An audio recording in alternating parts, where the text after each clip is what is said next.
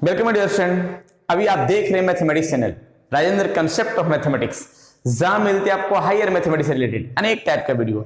और अभी हम डिस्कस करने वाले हैं लीनियर इक्वेशन का, सिस्टम ऑफ लीनियर इक्वेशन, जो आपके इंजीनियरिंग मैथमेटिक्स के साथ साथ बीएससी, एमएससी या किसी कॉम्पिटिटिव एग्जाम देने वाले विद्यार्थियों के लिए, जैसे कि सीएसआईआर, नेट, गेट, इस तरह के अनेक कंपटीशन में इस टॉपिक से क्वेश्चन पूछे जाते हैं। राइट, तो चलते हैं थोड़ा इसका डिस्कस करते हैं। सिस्टम ऑफ लीनियर इक्वेशन का बेहतरीन क्वेश्चन।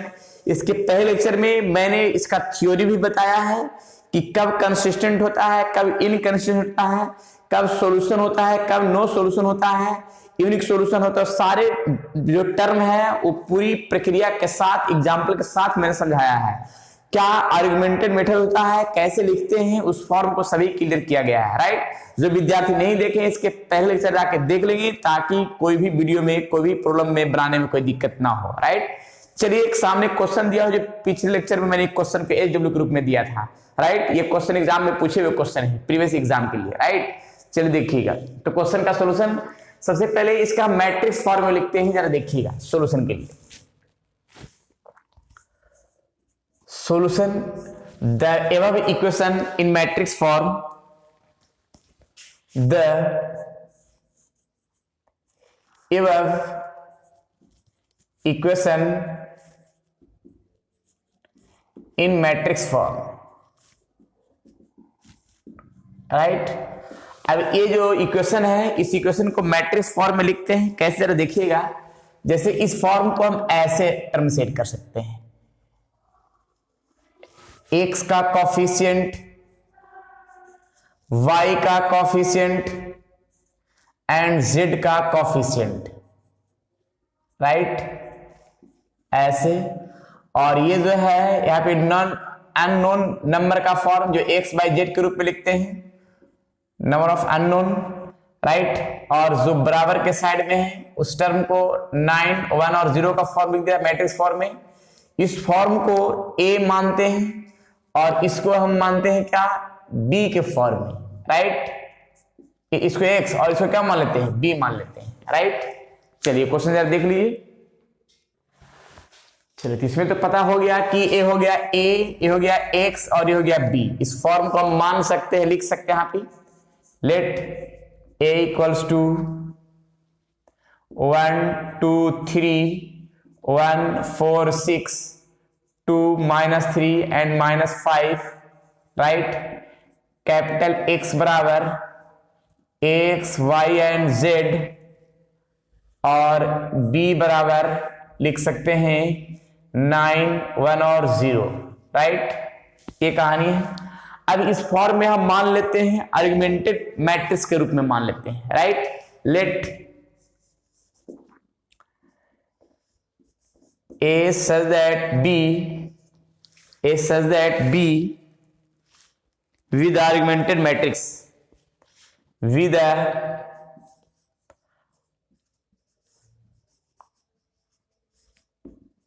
augmented matrix। राइट, अब देखिए augmented matrix का फॉर्म कैसे बनाएंगे, यहां से स्टार्ट करते हैं। A और B का फॉर्म है, जिसको हम यहां लिखते हैं मैट्रिक्स फॉर्म में। A 1 2 and 3 1 4 6 2 -3 -5 such that. अब यहाँ पे B का फॉर्म लिख देते हैं, क्योंकि ये B फॉर्म है 9, 1 और 0। अब प्रयास करते हैं कि ये फॉर्म 0 लाने के लिए कोशिश करते हैं। तो 0 आएगा कैसे भाई? तो 0 लाने की प्रक्रिया में हम एक काम करेंगे कि R1 में 2 से मल्टीप्लाई करके घटा देंगे, और भी हम काम करते हैं, देखिएगा। R2 में ये काम करना है, लेकिन R1 में 2 से मल्टीप्लाई करके सब्ट्रैक्ट करना है, एंड R3 में भी ये काम करना है, लेकिन R1 में 3 से मल्टीप्लाई करके सब्ट्रैक्ट करना है। राइट, तो ये फॉर्म हम लिखते हैं यहां, ज्यादा बढ़िया हुआ। क्लियर, देखिएगा। सच दैट V, और इस फॉर्म के लिए जरा देखिएगा, first row as it is,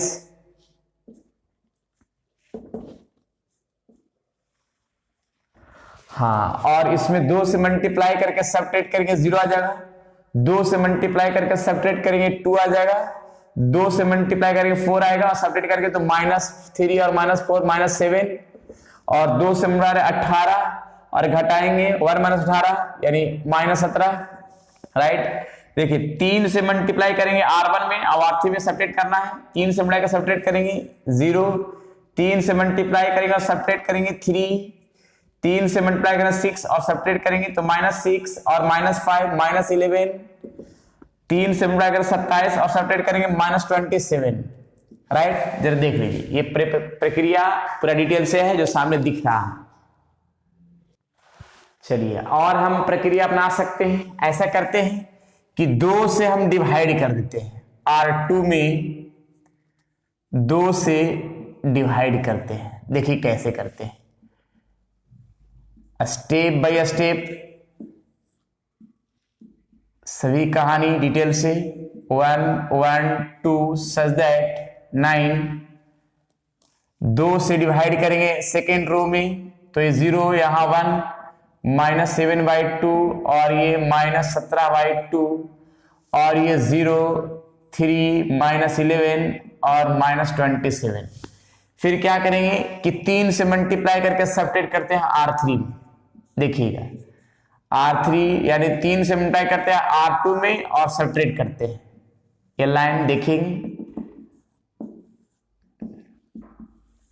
first row as it is, second row भी एज इट इज,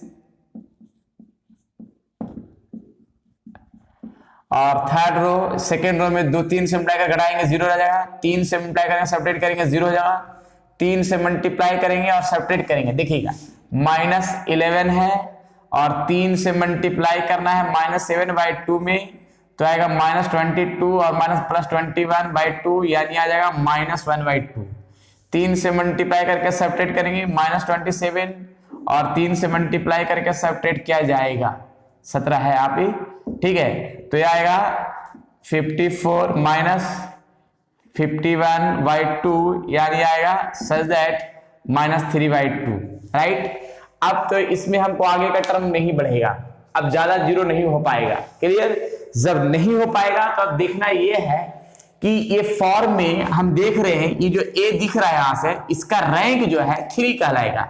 अगर हम पूछे कि रैंक A का रैंक क्या होगा तो A का रैंक 3 होगा। एंड और ये पूरा matrix augmented A such that B का पूरा का तो तीनों तो नॉन जीरो रो है, तो rank of A such that B इसका भी क्या कहलाएगा 3 ही कहलाएगा, right.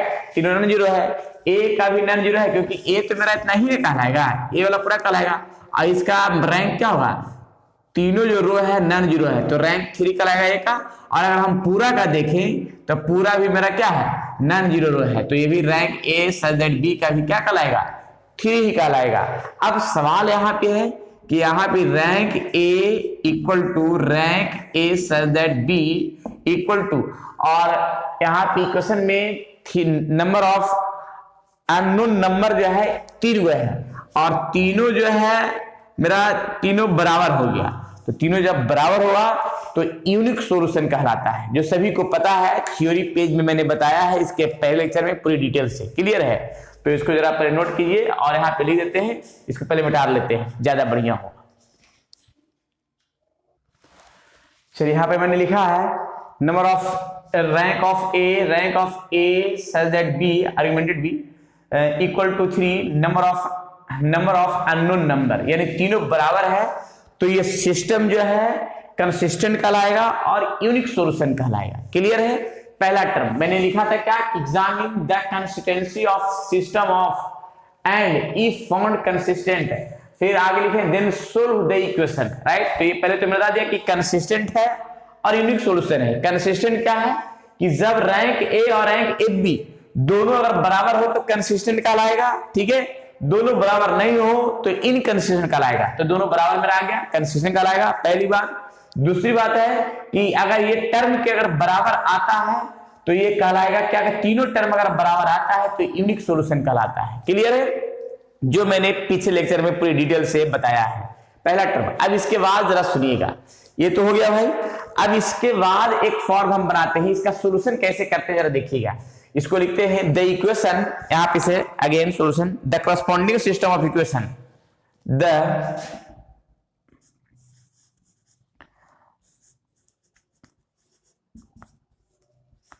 Corresponding system of equation, system of equation. अब देखिए क्या इक्वेशन का सॉल्यूशन करना है। देखिए जो मैंने लास्ट फॉर्म बनाया है, इससे हम एक इक्वेशन तैयार करते हैं।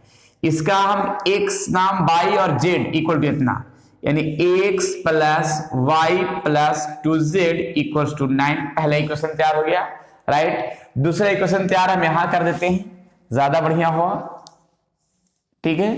देखिए दूसरा इक्वेशन तैयार होगा यहां से, ये तो x 0 हो जाएगा, यहां पे क्या होगा y minus 7y2z equals to minus 17y2, right.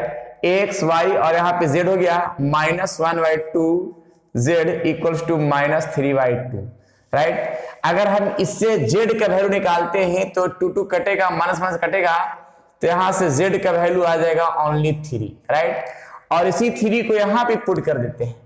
देखिए अगर इसी 3 को हम यहां पे पुट करते हैं इस इक्वेशन में, तो यहां पे का जो टर्म आएगा वो कितना आएगा वो देख लीजिएगा, ठीक है। तो यहां पे एक काम करते हैं इस फॉर्म के लिए कि माइनस इधर क्या जाएगा प्लस, तो y equal to minus 17y2 plus 21y2 equal to यहां पे आएगा 4y2, अर्थात यहां पे आएगा 2। y इक्वल कितना आ गया, y इक्वल 2 आएगा जो सामने दिख रहा है, राइट। z बराबर 3 है और y बराबर 2 है। अब जरा देखिएगा यहां पे y और z दोनों का वैल्यू पुट कर देते हैं। देखिएगा x plus y plus 2z equal to 9 है, तो यहाँ पे x और y का वैल्यू 2 पुट किया और z का वैल्यू पुट किया कितना 3 पुट किया, तो 9, यानी इस फॉर्म में मेरा कितना आ सकता है, तो x और 9 माइनस 6 माइनस 2, अर्थात x का वैल्यू कितना आएगा, यानी 1 आ जाएगा। Then finally result, then x बराबर 1, y बराबर 2 एंड z बराबर 3, जो यहाँ पे मेरा सामने परफेक्ट आंसर दिख रहा है। सॉल्यूशन x बाई z का पहला x आंसर भी दिखा दिया कि x बाई z का वैल्यू कितना आएगा, और इसको कंसिस्टेंट भी दिखा दिया और यूनिक सॉल्यूशन भी क्लियर कर दिया, राइट। तो ये क्वेश्चन को कैसे कैसे सोल्व किया वो सामने दिख रहा है परफेक्ट रूप में, क्लियर।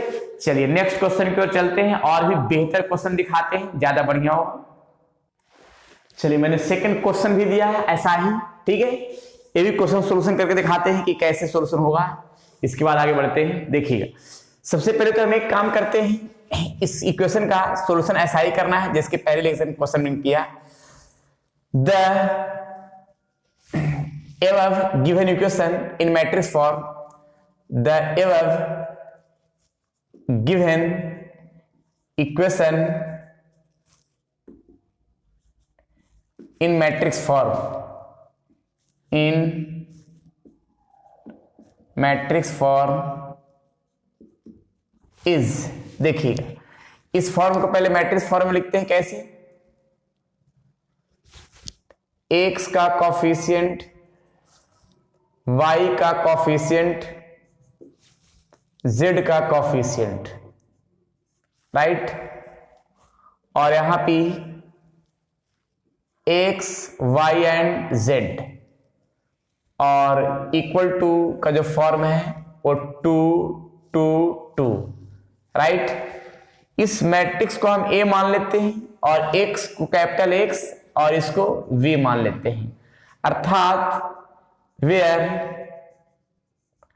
a बराबर हम लिख सकते हैं 2 1 4 -1 2 एंड -7 -1 5, राइट। कैपिटल X बराबर को मान लेते हैं क्या, x y z, और जो b है उसको कैपिटल B जो है उसको मान लेते हैं, जो ये वाला पार्ट है 2 2 2, राइट। अब यहां पे जो मैंने माना है, अब इस फॉर्म को लिखते हैं, let A such that B with the augmented matrix, right. यहां से इस फॉर्म से let A such that V with the augmented matrix, right. Augmented matrix का फॉर्म है, देखना ये है। तो कैसे इसका टर्म बनाते हैं, such that B equal to, ठीक है। अब यहां पे कैसे इसका फॉर्म देखिएगा। सबसे पहले तो ए है जो हम लिख देते हैं, और -1 2 -7 -1 1 -5, और इसका आर्गुमेंटेड मैट्रिक्स के फॉर्म में तो क्या करेंगे, बी जो है 2 2 2, राइट। चलिए ये फॉर्म है जो सामने दिख रहा है। अब इसमें हम कुछ टर्म अपनाते हैं जो सॉल्यूशन करते हैं। पहला पार्ट यहाँ 1 होना चाहिए, बाकी 0 होना चाहिए। हालांकि हम ए 1 लाने के लिए काम कर सकते हैं, इसको ट्रांसफर कर सकते हैं, इंटरचेंज कर सकते हैं। तो हम काम कर सकते हैं क्योंकि ऊपर का पार्ट क्या आना चाहिए, 1 आना चाहिए, राइट। तो चेंजिंग करते हैं, यहीं से R1 को चेंज किया R2 में और R2 को चेंज किया R1 में, राइट। Direct position. तो यह स्टेप यहां से स्टार्ट करते हैं। देखिएगा पहले तो मैंने आर्गुमेंटेड मैट्रिक्स में चेंज किया था, अब इसका देखिएगा फॉर्म को हम लाते हैं कैसे, स्टेप बाय स्टेप, ज्यादा बढ़िया होगा। चेंज करते हैं R2 को R1 में, R1 को R2 में। तो 1 2 1 और यहां पे 2 आ जाएगा, राइट। फिर ये आ जाएगा R2 में, तो 2 -1 सच दैट यहां पे 2, और थर्ड रो है जो एज इट इज, राइट। ये वाला पार्ट हो गया। अब इसके बाद जो है 2 से मल्टीप्लाई करके सेपरेट कर देते हैं, 4 से मल्टीप्लाई करके इसको सेपरेट कर देते हैं। देखिएगा अब इस फॉर्म में एक काम करते हैं कि 2 से मल्टीप्लाई करके सेपरेट करते हैं, एंड यहां पे भी एक काम करते हैं कि 4 से मल्टीप्लाई करके सेपरेट कर देते हैं। देखिए कैसे काम करते हैं, सच दैट बी, और यहां का जो पार्ट है 1 2 1 सच दैट 2, और देखिएगा 2 से मल्टीप्लाई करके सेपरेट किया 0, 2 से मल्टीप्लाई किया 4 और सेपरेट करेंगे -5, 2 से मल्टीप्लाई किया और सेपरेट किया -3, 2 से मल्टीप्लाई किया 4 और सेपरेट करेंगे तो आ जाएगा -2, 4 से मल्टीप्लाई किया सेपरेट किया 0, 4 से मल्टीप्लाई किया 8 और सेपरेट करेंगे तो -15, 4 से मल्टीप्लाई किया सेपरेट किया -9, 4 से मल्टीप्लाई किया 8 और सेपरेट करेंगे तो -6, राइट। देख लीजिए ये जो टर्म मैंने लाया है वो देखने लायक है।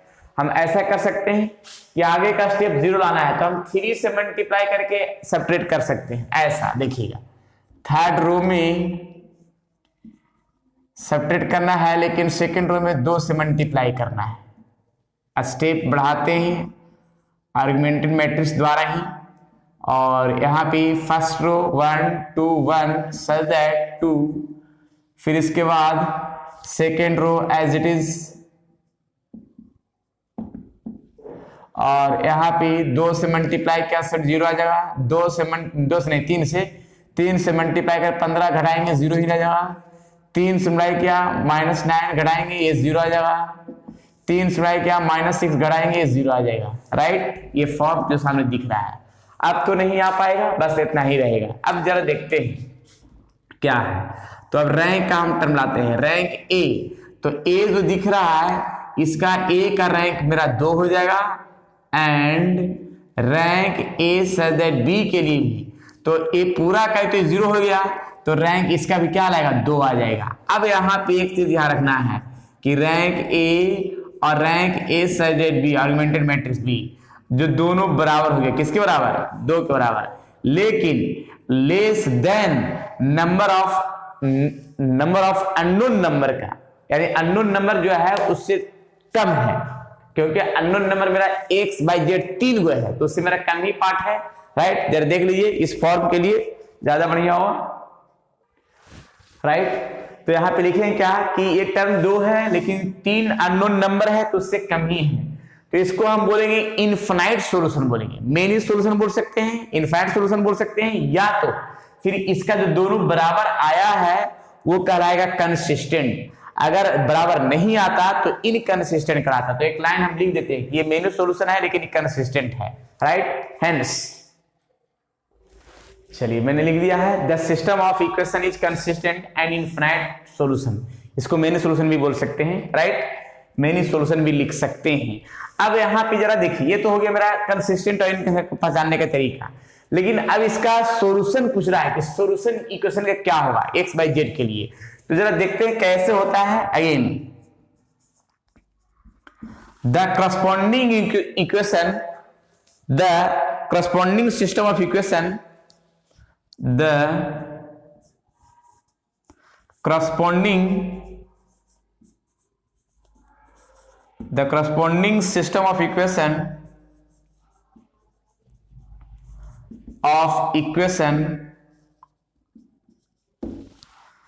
देखिए अब कैसे इक्वेशन तैयार करते जरा देखिएगा। अब इसका x बाई जेड बराबर इतना, x plus y 2y, x plus 2y प्लस जेड इक्वल टू 2 लिखाएगा। फिर यहाँ x तो 0 हो जाएगा, y मेरा क्या minus 5y minus 3z equal to minus 2, और ये सभी 0 हो जाएगा, इसको नहीं लिखना है, राइट। अब इसमें हम एक काम करते हैं, इससे हम टर्म को निकालते हैं वैल्यू। तो हम पहले अगर z का वैल्यू मान लेते हैं, कोई टर्म t मान लेते हैं, तो y का वैल्यू आ जाएगा, फिर वही वैल्यू इसमें हम पुट कर देंगे, काम आगे बढ़ जाएगा, राइट। तो देखिए हम स्टेप वहां पे लिखते हैं क्लियर रूप में, ठीक है। z का वैल्यू मानते हैं, उसके बाद आगे हम टर्म बढ़ाते हैं, ठीक है ना। यहां पे से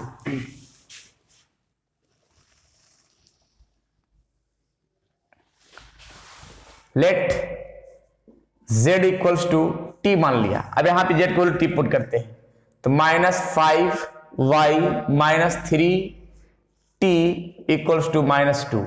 अब इस फॉर्म में ये माइनस इधर क्या आ जाएगा प्लस, तो इस फॉर्म के लिए हम बढ़ाते हैं माइनस 5y इक्वल टू